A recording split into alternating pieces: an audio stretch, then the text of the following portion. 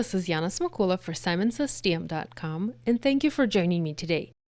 In this video, I'm going to show you how to create a beautiful pattern using small images from the Advent Holiday Icons stamp set.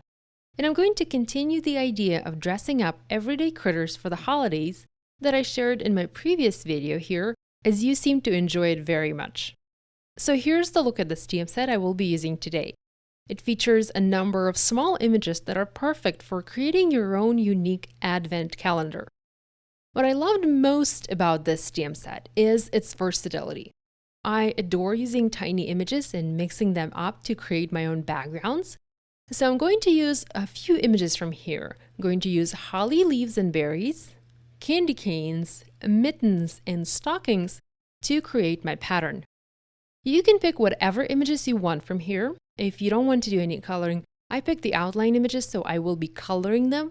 But if you don't want to do any coloring, you could use solid images like the reindeer, ornaments, and the star to do quick stamping using various colors of ink. You can also use small images from other stamp sets and mix them up. Don't feel like this technique is only good for Christmas cards? Check and see if you have some small flowers, or little hearts, or chicks, or little sailboats. The sky is the limit here, so look through your stash and pick what you like best. Instead of working on a white background, I'm going to work on gray. Because I am creating Christmas card, I will be adding some white gel pen details to my images, and I want white to stand out, so I'm going to use this fog cardstock from Simon. Because I will be stamping a pattern using individual images, I arranged a few of my images onto a clear block. So I have 3 images on one block and 1 more image on another block. You can stamp each image separately, but the smaller your images are, the longer it will take to stamp the background. By grouping the images on a clear block, I'm able to reduce the number of times I will have to do my stamping, so I'm reducing the amount of time I'm spending on this pattern. So instead of stamping one image one time, to stamp 3 images, I would have to stamp them 3 times. I can now ink them up all together and stamp all 3 images just once. I could have added that 4th image on there as well, but I wanted to have a bit more freedom with my pattern, so this is why I kept it separate. Because I will be coloring these images using Copic markers, I'm using Simon Says Stamp Intense Black ink for my stamping. This is a fantastic ink that I find myself using for everything. It doesn't bleed from alcohol markers, it doesn't bleed from water, it stamps nice and crisp, and you can't really wish for anything more than that. I'm starting to work on my panel from the bottom and working my way up.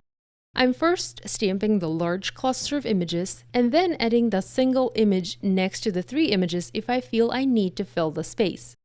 I'm rotating my images as I do my stamping to keep my pattern more dynamic and organic. I don't want all of these facing one direction. I want movement here. Now, to color these images, since they are so very small, I'm going to use only 4 colors of Copic markers, 2 reds and 2 greens.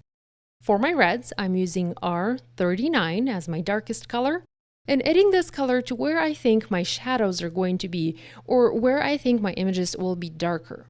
And for the lighter color, I'm using R24 and adding this color everywhere else where I want red in my project. For my greens, I'm using YG67 as my darkest color, and again adding it to the sections I feel will be darkest on my images, and also using YG63 as my light green and adding it to the rest of my images. So I'm going with a traditional red, green, and white color combo for my background. I do want to mention that coloring this many tiny images is a rather time-consuming process, so I would keep my coloring very simple, and I would not mass-produce this card design. After I finished coloring my background, I came in with my anti-static powder tool and treated my paper.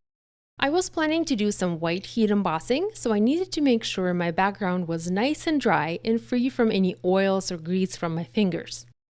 Next, I used a postmark stamp, Simon's clear embossing ink, and stamped it several times onto my pattern.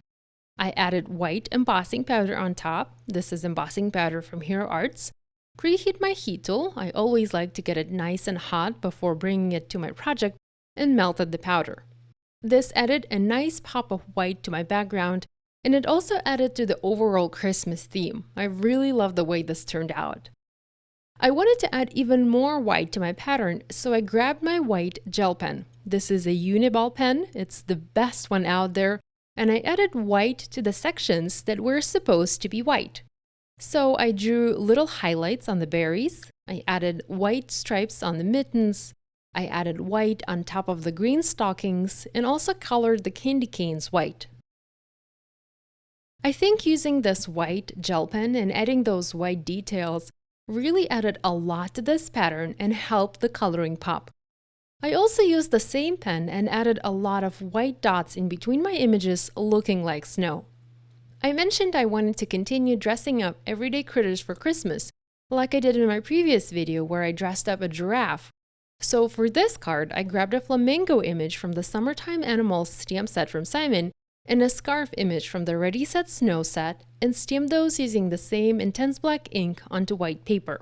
So I colored them using Copic markers and cut out using coordinating dies. To help my flamingo wear the scarf beautifully, I had to make a small cut to separate his beak from his neck so that I could insert the scarf and make him look very pretty. I also found a circle cut out of vellum sitting on my desk, so I decided to layer it over the pattern to help my flamingo stand out. For my sentiment, I used Christmas Wishes from the Advent Sentiments stamp set and heat embossed it onto a piece of red cardstock. This is Schoolhouse Red from Simon.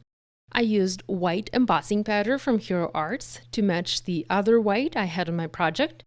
After my embossing was done, I trimmed one end of the sentiment into a V shape, and the other end was to be tucked under my flamingo. I foam mounted the bird and the sentiment onto my panel. I folded the vellum circle around the panel and finally adhered everything onto an A2 top folding card base. Lastly, I added a few clear droplets and that finished my card.